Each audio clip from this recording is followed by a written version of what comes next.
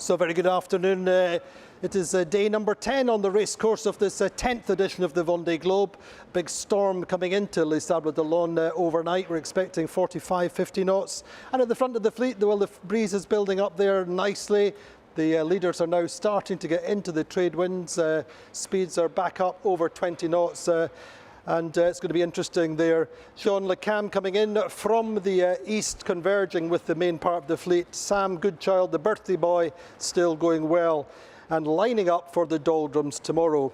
Meantime, the repairs are complete for Shabby, for Shabolu, who had to stop in Las Palmas in Gran Canaria to repair his mainsail. We spoke with him. And Louis Burton, some construction composite work with damage cracking on the corner or the boat, the edge of his deck and on the top sides of his boat. So he's also repaired. Guests today will have Nick Moloney, 2004 Vendée Globe skipper, a hugely experienced Mocha class racer, round the world racer, America's Cup racer, record holder. Nick, how are you? Very good, Andy. Thanks for having me. It's great to be here.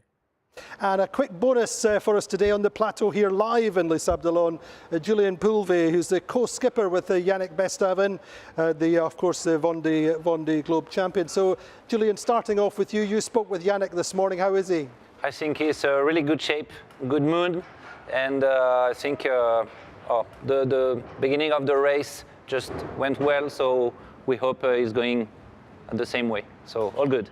But he's an eighth, and in some respects, going into the doldrums, that could be a little bit of an advantage, perhaps. Yes, I think it's better to be hunter than hunted, even more when you're a chicken. So, no, I think, yes, it's a good place for now because he tried to manage the boat fast, but not too hard. So at the end, good work for the moment. He's in good spirits. Yeah. What's it like for him to be the Vendée Globe champion over the last 4 years? He's quite busy. It's between sport, preparation, be with the team, his family, but also a lot of interviews with the press, everything. So quite busy. I think he did not see the last 4 years passing. Lots of pressure coming into the race, or less pressure because he's already won? Less pressure, I think so, yes. It's more for pleasure now, first, because we always sail for pleasure first. And I think after will come the performance, for sure. We hope so. And tell us about the boat. What's the strong points of this boat? I think it's the polyvalence. This boat is not always the fastest, but I think it's maybe easy to go always quite fast. Great stuff. Thank you very much, Julien. So, Nick, what are you up to these days? You're not getting much time on the water? I've been getting a bit of time on the water. I've been performance managing Scott Shoyer's campaign for his 2028 Vendée Globe. So yeah, we've done a fair bit of training. I signed up for the Jacques Vabre, obviously, this time last year, which didn't go that well for us. So we went to rectify a few things in Cascais in a lot of wind in the winter to set Scott up for a really fabulous New York Vendée. So yeah, been getting a good amount of time on the water for an old boy. Good for you. Let's look, first of all, at these repairs that we've seen over the last 48 hours or so. Starting off with Shabby. To be fair, I think good preparation on the part of both teams. Both teams had all the materials they needed. Let's look, first of all, at Shabby. We spoke with him earlier on today, and he's just left Las Palmas last night at 5:30 local time. It was quite a big one. I was working very hard on the whole 2 days to get it fixed. And it was a really big repair. I hope that I make the good job. The test is coming now. And I also, when you start to see deeper, you recognize also some other problems. I recognize that I lost one of my wind instruments on the top of the mast, probably when the mast was hitting the water. So I have also to replace this one. And also, I just did smaller repairs, but now I think everything is fine. So I'm back to sailing. I was really waiting for it. Tell me about the repair on the mainsail. What did you have to do? What did you use? And how long did it take? Yeah, this is quite a big job. It was. I sent pictures about the hole. So it was about 2.5 meters high and then 1.5 wide. So all together, I think it's a 4 meter or something stitching. And then I was, first of all, I was using some, not thread, I was using some Dyneema yarns untwisted from a piece of rope because it's more floppier, and I was stitching the sails with this kind of diamond stitch, which is, it was the purpose was to get the pieces very correct, exactly together, that everything is coming back to the same place. And then because it is very important, otherwise one area is going to be overloaded if you don't find the correct place.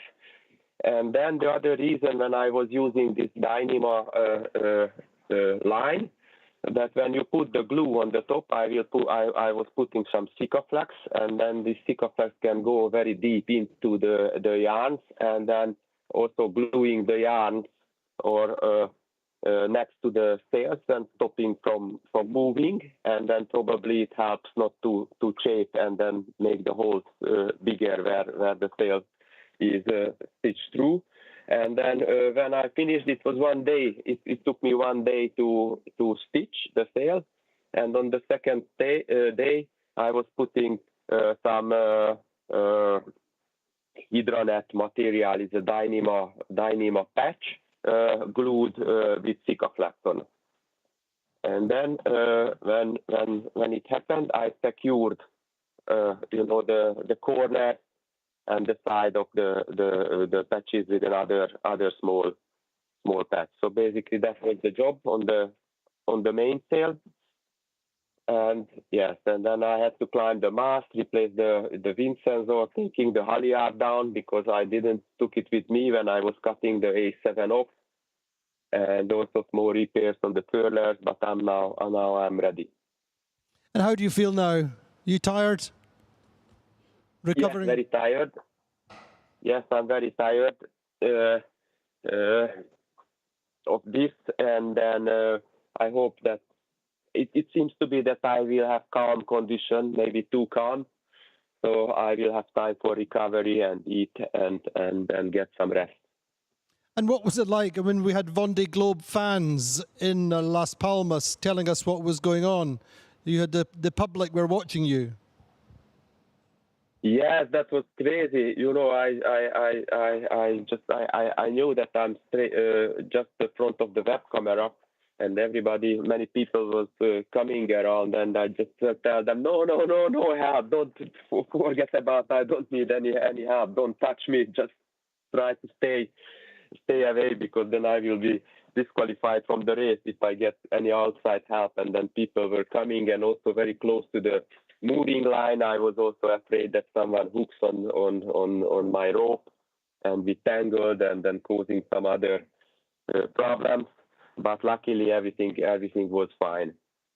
Anyway, Shabby, well done. What a great repair. Good to see you back on the race course, and we'll be with you in a few days. All the best. Thank you very much, Andy. Cool, well done. Thank you. So there we go, Shabby, one of the tough guys out there. Fantastic repair. Back racing, it's still fairly light for him, so he should get a little bit of recovery time. Hopefully now we can join Sam Davies on board Initiative Kerr. Sam, how are you today? Hi, Andy. I'm good, very happy because we finally found the trade wind. I think you can see behind me the boat speed 25, 20, 23. So sending it now in some wonderful conditions. Blue sky, blue sea, and going really fast. And Sam, the sun is shining on you once again.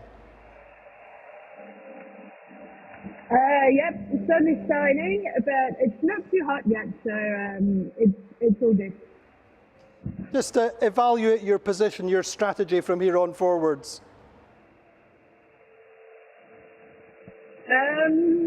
So I'm a little bit to the east of the group that I'm with, which is kind of the consequence of the route that I took from Madeira. But it's looks okay for getting across the doldrums because the whole fleet is actually already really wet. So I've got a good line-up running to the doldrums, pretty much straight in. And I was just looking at the weather this morning, and I've obviously been following what's kind of going to happen to the doldrums over the last, well, for at least the last 5 days, but trying to get a bit more detailed information, and obviously the forecast is not great for that area. So kind of looking like the two models aren't saying the same thing right now. So just having to really study that and try and maybe slightly adjust the route. But in the meantime, I'm just going as fast as possible. Good stuff. Now listen, Sam, we've got a former co-skipper of yours going to say hello, Nick Moloney. How good was Nick in his day? Nick, brilliant. It was a great co-skipper, and actually we sailed, well, it's my first ever steps on an Emotion Sea where the Jack Davies lived in 2003 on quite a famous boat because it was the old Kingfisher. And so, yeah, Nick taught me how to sail in Emotion, basically. Fantastic. Nick, say hello. Hey Sam, it's great to see you. You're doing fabulously. We love it. Good to see you. Do you wish you were out here? I don't know. There's an element of yes, in it. I look at you. I spoke to a few people today about that I was going to connect with you, people that you know well, and I just asked them if I had an opportunity to ask you a couple of questions. What would we ask? And Shirley Robertson was really highlighting the fact of how upbeat you are in this race, and is that a case of you now finding your rhythm after several editions of competing in the race and being so comfortable in the Yamoka? Is that a factor? Because you seem super happy, which is great. Yeah, I am super happy, and for sure it's definitely the big thing is the confidence factor. And I kind of feel like I'm in a similar position to when I did the first Vendée in 2008. I've had this boat now for 2 really good years of hard racing, and so I've done tons and tons of miles in her. And so I don't not only know how to sail the boat in terms of trim and sail choices and stuff, but I also trust my boat, and I know it gets me through pretty much everything and pretty much anything, and that's I guess a big positive factor, especially going into a one day, because you know that you're going to get nailed a few times, and it's nice to be in a boat that you're happy with. Yeah, for sure. And 10 days in, what would you say is the biggest difference between when you first embarked on the Vendée Globe to today?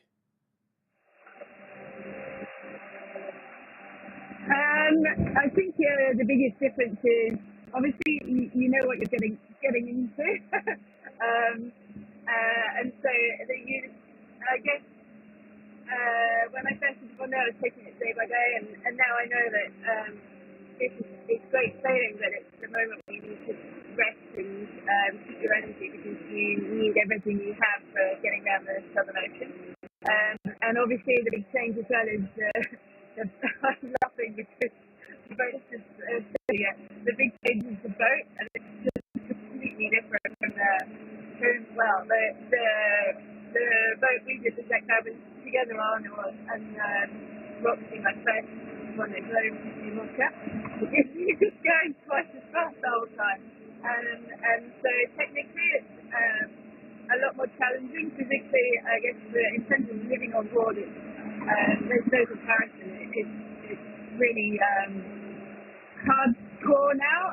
The boat, we've kind of adapted the boat for that, so it doesn't make it impossible to live on board. It's just a bit different. You're just going really fast, and I guess we're pushing the boats a little bit closer to the limit, so relying on electronics a lot more, and I've got I don't know how many alarms preset ready to go off for all kinds of different loads, and so a little bit closer to the technology, faster, But it's still the Vendée Globe, and you still have no idea what's going to happen. And I still feel so lucky to be out here. And I guess like that's what you're saying. Just enjoying it is because I love sailing and I love this boat. And it's just such a great opportunity to go out here and do this. So yeah, I'm making the most of it. And I know that some days it will seem really, really long and hard, but most of the time it's just you have to enjoy it because at the end of the day, the whole thing just goes too quickly. Sam, 10 days, and do you still have the lobster left? Have you eaten all the chocolate cake?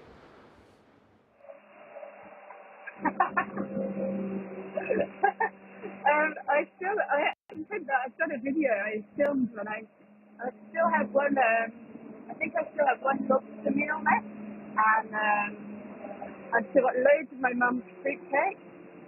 The lobster meal was hilarious because I have two with me, and the first one, I want to eat them before they have any chance of like exploding or getting destroyed. So first one, it was nice and calm. I thought I'll cook my lobster, and just when that happened, the squall came through, and I ended up like eating a lobster in its shell and everything, and the boat was doing 27 knots.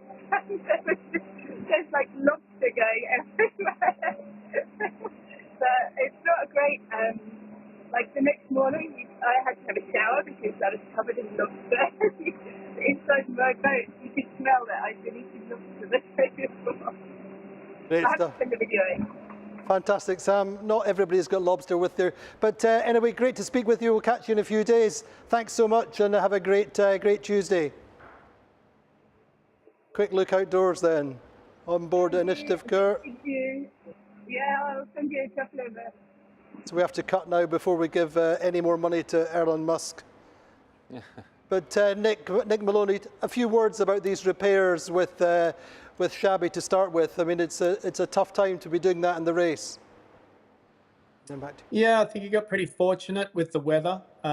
Gave him an opportunity to actually make a good repair. It's pretty interesting to hear him talking about elements of performance and the construction of the sail, etc., and taking all that into account, where many of us would have just slapped something together to get going as fast as we possibly could. But he is thinking big picture, which is a great thing. And if I can send him any encouragement, you know, I think Conrad Humphreys had some technical issues in our race in 2004. And I think I extended out to him to probably, I think, anywhere 600, 800 miles. And we came out of the doldrums side by side. So there's a lot of race left. And, you know, it's a difficult, tough pill to swallow to park the boat and make those repairs. But hats off. It's an incredible feat. And resilience is such a big thing in this race. And that's a great display. Indeed. We'll come back to you in a second. Julian, your thoughts on these repairs that Shabby had done? Also, Louis Burton's done some big repairs. I'm really impressed by the preparation of these teams, because he stopped, made all the job, climbed on in the mast, everything. So I'm really impressed. And also for Louis Burton, it's a really big deal to make the carbon stuff while sailing, you know. Really impressed. So hope everything good for them and have a good race. Thanks so much, Julian, for being with us. Let's have a quick look at the weather situation today and ahead.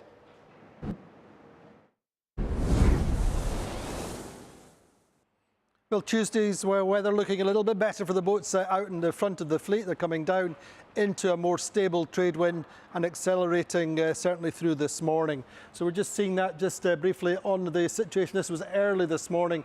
Thomas Riong out in the west, Sam Goodchild in the middle, Nico Lundvin there, I say, coming down into the stronger trade winds progressively. Out here, Jean Le Cam coming round to the south and east of the Cape Verdes, pursued by Conrad Coleman.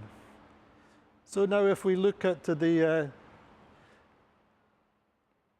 animation now, you can see Jean Le Cam coming down in just to the south of the Cape Verdes, and then you'll have to come more directly south, initially watching out for the lee, the windbreak effect of these high mountains, particularly to the west of the Cape Verdes. But generally he seems to come down with a good strong trade wind, and also In general, we can see that the boat coming down from the west is also coming down slightly quicker. The daggerboard boat is going well in the VMG downwind conditions. But in general, we see the leader of the boats coming down from the west going through the doldrums about a day ahead of Jean Le Cam. But in general, we're looking at Le Cam crossing the doldrums around about 23 west and about 31 west for the leader of the boats coming down from the west. So complicated, but improving all the time. So Nick Moloney, what's your thoughts on the race generally so far? I think it's been a mind-blowing race, to be honest. It's unprecedented in the way that the group's been so close together. The split to the east, I think, is obviously a big call, but it had some light at some occasion. I'm really worried about the Cape Verde Islands for these guys and being forced south early. In 2004, I followed Jean Le Cam as the two most easterly boats across the equator. And going into the doldrums, we both saw a little mouse hole and went for it. He got through and celebrated crossing the equator in the lead with a bottle of wine. I came out of it 10th 3 days later and celebrated with a muesli bar or something. It was very contrasting. But I looked at it for a while and I thought, wow, he has a chance there. But unfortunately, I think it's going to be difficult to get out of. And the tail enders, those that are in the sort of back end of that pack that's in the west or the main group, they've got a bit of risk there in the west over time. If they don't, the rich might get richer here, and those in the main pack heading it, in particular Sam Goodchild, etc., the top 10, they could get quite a jump here and lead into the doldrums with quite a good lead, and perhaps even get out with a substantial lead as well. So it's going to be interesting, and this is one of those elements of the race that really draws us in as people interested in nav and meteorology, etc. It's very strategical and tactical. Like, we obviously saw these repairs. You weren't so lucky in 2004 when you lost your keel. We'll just have a quick look at the iconic video, really, isn't it? This was you 20 years ago. It's just fallen off the boat, and I'm trying to sail dead downwind. I'm filling all the ballast tanks to try and keep the boat upright, but I don't know how long we're going to be able to do that. But I can't believe this tour is over for me, and I can't believe the keel fell off.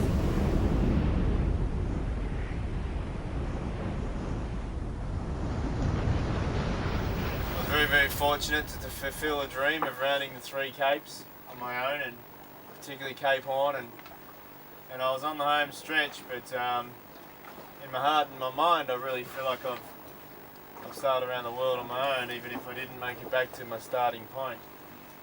I never finished the Vendée Globe, and So that was 20 years ago. Nick, how does it feel watching back at that now? That's a clip I avoid, to be honest. It haunts me, and to be honest, I wouldn't say I think about it every day, but I think about it a lot. It was day 80 of the Vendée Globe, and that was to be my 20th transatlantic passage to get back to Les Sables. And I was 10 days after rounded Cape Horn. I was starting to really feel that I could finish the Vendée Globe for the first time in the race. That I thought, actually, I might be able to finish this thing. And then bang, it didn't go my way. The keel failed, and the race was over. So yeah, there's a bit more to my story as well. We took the boat back to the UK and we repaired the keel. And 10 months later, I went out and sailed the last 15 days to what would have been the finish. And we did that very privately. We didn't want people to think that I was trying to get a finish in the Vendée Globe, because obviously the race is what it is. It's unassisted and non-stop. But I just wanted to finish the loop with my team, with my partners. And when we arrived in Les Sables, hundreds of thousands of people came. The word got out. And it was an amazing welcome. I was battling between 6th and 7th in the race at the time, and I think I got a better welcome 10 months later. And that's the beauty of France, and that's the beauty of the public engagement to this race and the support we get, which is just so incredibly overwhelming. And as a sailor, someone who's experienced it, forever grateful. Absolutely, and it must be great to be back in the ecosystem, as it were, back in the business. Yeah, certainly. It's a great privilege, and it's very different now. For me, when I was really in the game, I had a 30-year career in this sport, which was super intense, and I was racing consistently. And it sounds very unfair for me to say this, but a part of it was a job. And then I took some distance from it, some great distance from it, found my love for sailing again in a cruising boat with my family. And then I'd retired effectively. But to get asked to come back for the Jacques Vabre, I felt very unworthy. I felt like I was taking an opportunity away from somebody younger who could do a lot more with the opportunity. So I felt an element of guilt coming into the Jacques Vabre, but I also felt that I had a lot to give to the Canada Ocean Racing and Scott Shoy's campaign. So for me, I felt a purpose. I had something to give, and when I got back on the boat, I just fell in love with it. And actually, in the Jacques Vabre, the first night was rough and wild, and for a long time, I hadn't felt so much purpose, and I haven't felt like I belonged somewhere as much as that in a long time. So I'm super grateful and super privileged to, at 56, to be having a go on these boats and to be back in this scene and to be associated with this class and all that comes with it. And that's the fan base, the engagement, all the rest of it. It's just a great, great honour. Fantastic, Nick. Hopefully you'll join us over the course of the race. We're going to catch up with Scott at the weekend, do a nice live with him. But let's look at the standings at midday today. And the ranking this Tuesday midday, well, Jean Le Cam has been in the lead since last night, but it's only about 18 miles in terms of distance to the next waypoint ahead of Sam Goodchild. Sebastian Simon a good 50 miles behind Sam, and also Thomas Riong furthest out to the west. Well, he's a good about 60 miles also behind Sam. Looking down the ranking, well, Sam Davies going quite nicely in 7th, close to Yannick Bestaven. Looking down for our internationals, Justine Metro in 11th. She's 117 miles behind the leaders, but all this group are going around about the same kind of speeds. Conrad Coleman is still 14th, but he's quite a bit behind Jean Le Cam. May find it a little bit trickier to come down to the doldrums. Pip Heron 16th. Quite nice position out to the west just now as Pip, going pretty well. Generally then looking at the other internationals, Boris Herman in 23rd, starting to pick up speed today is Boris. Isabel Josk in 26th, Giancarlo Padotti in 27th, Alan Rura 33rd. Remember, he was up in 3rd or 4th the other day, but that's the way the cookie crumbles at the moment. Kojiro Shiraishi in 34th, Oliver Here 36th, and Ivan Weinberg 37th, Jin Kun Chu in 38th. And good news is Shabby is back on the race course, but pretty light for him after making that sail repair. So that's the standings at midday today. So that's the standings. We're all going to be glued to the tracker for the next period coming down into the doldrums, if not for the rest of the race. Thank you very, very much indeed to Nick Moloney for being with us. My guest tomorrow is Antoine Koch, or Koch as he's known in France, co-designer of Paprec Archaea and Vulnerable. And he might get a chance to talk Mocha Design, the next generation of boats he's involved with just now. So we'll catch him then. Let's have a look at Giancarlo Padotti on board the Prismian before we go.